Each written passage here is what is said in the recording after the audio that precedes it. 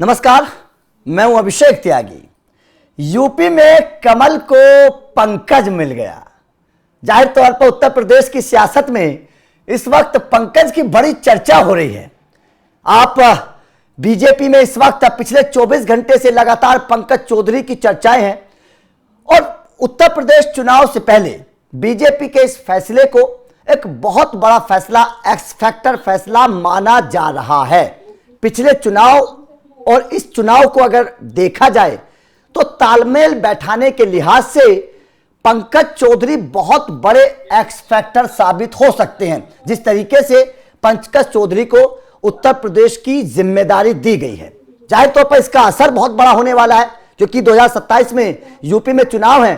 चुनाव से पहले लगातार बड़े बड़े फैसले लिए जा रहे हैं। उन बड़े फैसलों में से एक फैसला यह भी है। अब इस फैसले का क्या असर होगा, क्यों बीजेपी ने पंकज चौधरी के ऊपर दाव लगाया, किस तरीके से पंकज चौधरी तालमेल बैठाएंगे, यह समझना बेहद जरूरी है। मेरे साथ पंकज सर मौजूद हैं। उधर पंकज चौधरी की चर्चा हो रही है और इधर हमारे साथ चर्चा में पंकज प्रसून जी मौजूद हैं। पंकज सर, दूसरे पंकज को कैसे देख रहे हैं, थोड़ा समझाइएगा कि यूपी की सियासत में पंकज का अब उदय होना किस तरीके से गेम चेंजिंग साबित होगा। अभिषेक, पंकज मतलब कमल ही होता है। जी जी जी जी जी। और कमल का चौधरी बनना पंकज चौधरी के लिए ये दिलचस्प कहानी है इसके पीछे। हाँ। और कहानी की शुरुआत होती है 7 जुलाई 2023। नरेंद्र मोदी आते हैं अपने चुनाव क्षेत्र विधानसभा, और उनका वाराणसी, और उसके बाद 200 मीटर की यात्रा करके पैदल पंकज चौधरी के घर जाते हैं। उस वक्त मीडिया में यह खबर छपी थी 7 जुलाई 2023 में, इसलिए बता रहा हूं। बहुत सारे लोगों ने कहा कि यह तो सामान्य शिष्टाचार मुलाकात थी, पर मोदी की बातें मोदी ही जाने। ये 2023 का बात है। और उसके बाद अब देखिए, जब यूपी प्रदेश अध्यक्ष के लिए लोग अपने अपने नाम का गेस वर्क कर रहे थे, तो एक ऐसा नाम आया जिससे किसी को आपत्ति नहीं, सारे लोग खुश। और ये महाराजगंज से 7 बार सांसद हैं, 7 बार से, और रहने वाले गोरखपुर के हैं। गोरखपुर मतलब योगी आदित्यनाथ। तो योगी आदित्यनाथ के भी करीबी, नरेंद्र मोदी के भी करीबी, और अमित शाह के व्यक्तिगत पसंद। ये एक तो ये हो गया संगठन। आगे बढ़ेंगे जी जी, आगे बढ़ेंगे। थोड़ा सा बता देते हैं दर्शकों को कि आखिर पंकज चौधरी कौन है। उसके बाद मैं आपसे पूछूंगा कि पंकज चौधरी को जो ये जिम्मेदारी दी गई है, इसका क्या असर पड़ेगा यूपी की सियासत में। सबसे पहले ग्राफिक्स के माध्यम से समझाते हैं कि आखिर पंकज चौधरी कौन है। जन्म 20 नवंबर 1964 गोरखपुर उत्तर प्रदेश में। शिक्षा गोरखपुर विश्वविद्यालय से स्नातक किया है। परिवार में पिता स्वर्गीय भगवती प्रसाद चौधरी जमींदार परिवार से आते हैं। माता उज्जवल चौधरी महाराजगंज जिला पंचायत अध्यक्ष रह चुकी हैं। पत्नी भाग्यश्री चौधरी, एक पुत्र और एक पुत्री। ये पंकज चौधरी का परिवार की जानकारी है। जाति समुदाय कुर्मी से आते हैं, ओबीसी समुदाय के प्रमुख चेहरे माने जाते हैं। पूर्वांचल में मजबूत पकड़ है पंकज चौधरी की। 1989 में गोरखपुर नगर निगम पार्षद बने और डिप्टी मेयर भी रहे हैं। 1991 में पहली बार महाराजगंज से लोकसभा चुनाव जीते थे पंकज चौधरी। अब तक 7 बार सांसद, 1991, 96, 98, 2004, 2014, 2019 और 2024। मोदी सरकार में 2021 से वित्त राज्य मंत्री रहे। प्रधानमंत्री नरेंद्र मोदी के करीबी माने जाते हैं और प्रधानमंत्री मोदी उनके घर भी गए थे। तो जाहिर तौर पर पंकज चौधरी कौन है, यह जानकारी है। और इससे आप अंदाजा लगा सकते हैं कि अगर प्रधानमंत्री नरेंद्र मोदी किसी नेता के घर जा रहे हैं तो वैसे तो है नहीं, कुछ ना कुछ तैयारियां पहले से ही शुरू हो गई थी।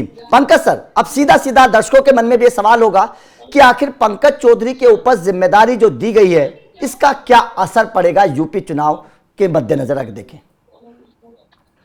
एक लाइन में, यादव के बाद कुर्मी जो हैं वो दूसरी सबसे बड़ी ओबीसी जाति है। और पूर्वांचल के कई इलाकों में मैं देख रहा था 50 विधानसभा सीटों पर यह निर्णायक है। और जब 7 बार के सांसद है तो जमीन पर तो पकड़ है ही, इसलिए तो सांसद है लगातार। 1991 से कितने आए कितने गए, पर ये जीतते रहे, तो जमीन पर पकड़ है। अब महत्वपूर्ण यह है कि इनके प्रस्तावकों के नाम देखिए, प्रस्तावक कौन कौन है।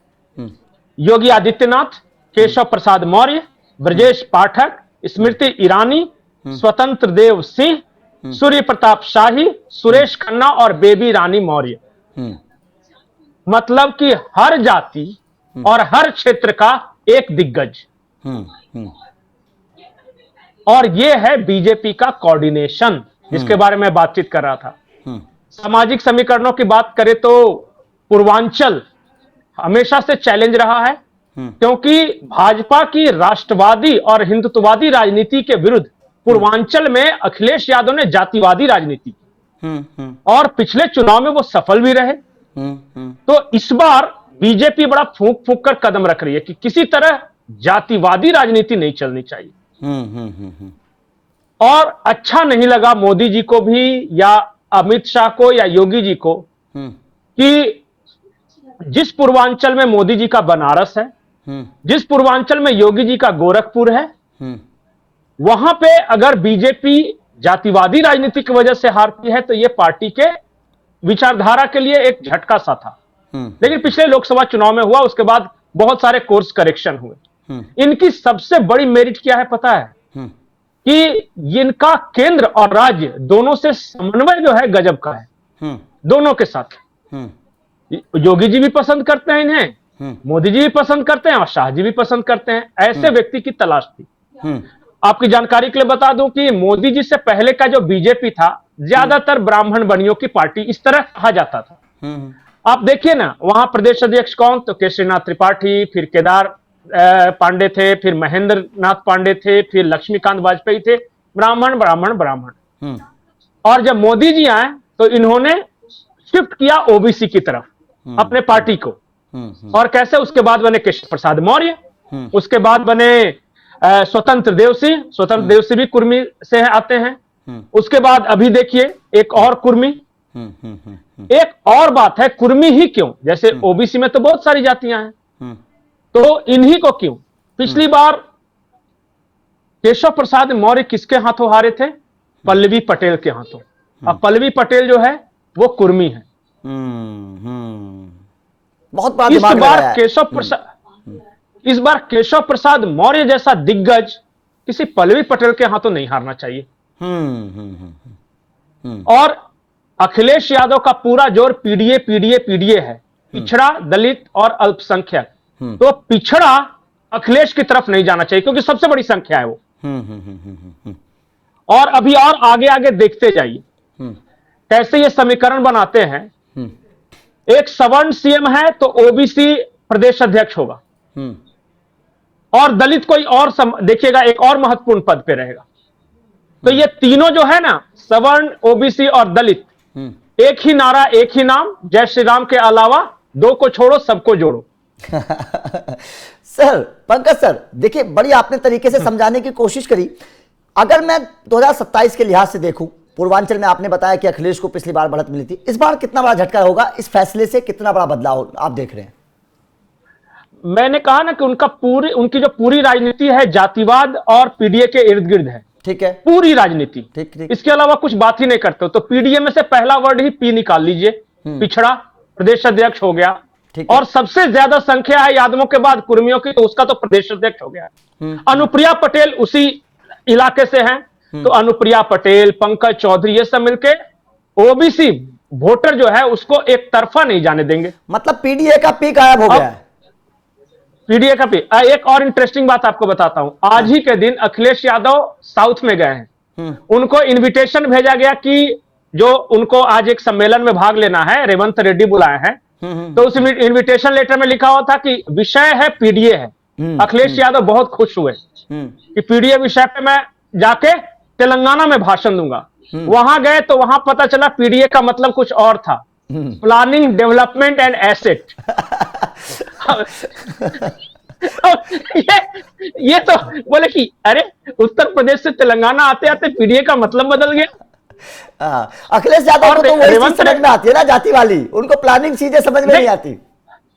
अब वही लिखा हुआ था, जो सेमिनार का विषय है पीडीए, और आज ही के दिन अखिलेश गए पीडीए देखा, बोला जाके खूब जाति पे भाषण झाड़ूंगा और कह दूंगा कि आरक्षण समाप्त हो जाएगा और सब कुछ वोट देने का अधिकार छीन लेंगे। और वहां गए तो पीडीए का फुल पर प्लानिंग, डेवलपमेंट और एसेट लिखा हुआ था, इकोनॉमी पे था।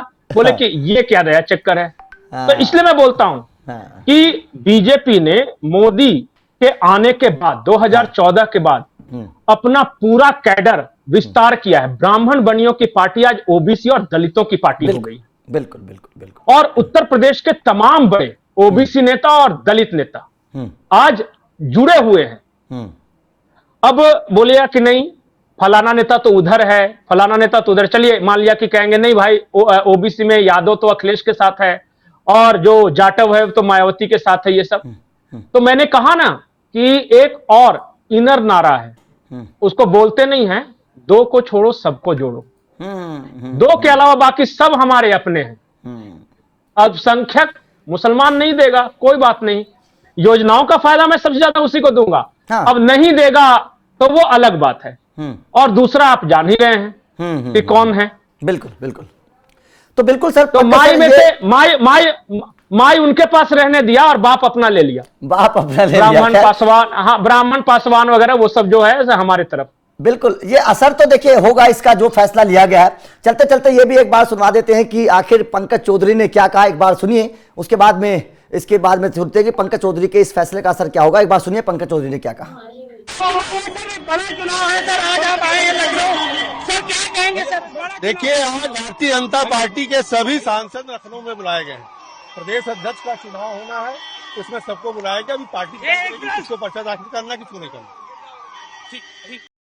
तो पंकज चौधरी जो बता रहे हैं कि भाई साहब भारतीय जनता पार्टी में सभी को बुलाया गया है, मैं भी इसलिए जा रहा हूं, हालांकि वो खुलकर बोलने के लिए थोड़ा सा हिचकिचा रहे हैं, लेकिन जाहिर तौर पर इसका असर जो है वो 2027 के चुनाव में नजर आएगा। पंकज सर ने समझाया। जी पंकज सर बताइए। एक आखिरी बात बोल रहा हूं, बीजेपी आजकल कैसे काम कर रही है उसकी एक झलक देखिए। 2023 में मोदी जी गए, अब से कम 2 महीने पहले इनके नाम पे फैसला हो चुका था, लेकिन मीडिया को भनक अब तक नहीं लगी। अब चूंकि नॉमिनेशन किया तब पता चला कि अच्छा ये चौधरी है। इतना सीक्रेटली काम करते हैं, संगठन की एक भी बात बाहर नहीं जानी चाहिए, क्योंकि इससे कंफ्यूजन बढ़ता है। और यही मोदी और अमित शाह के बीजेपी का अंतर है पहले वाली बीजेपी से।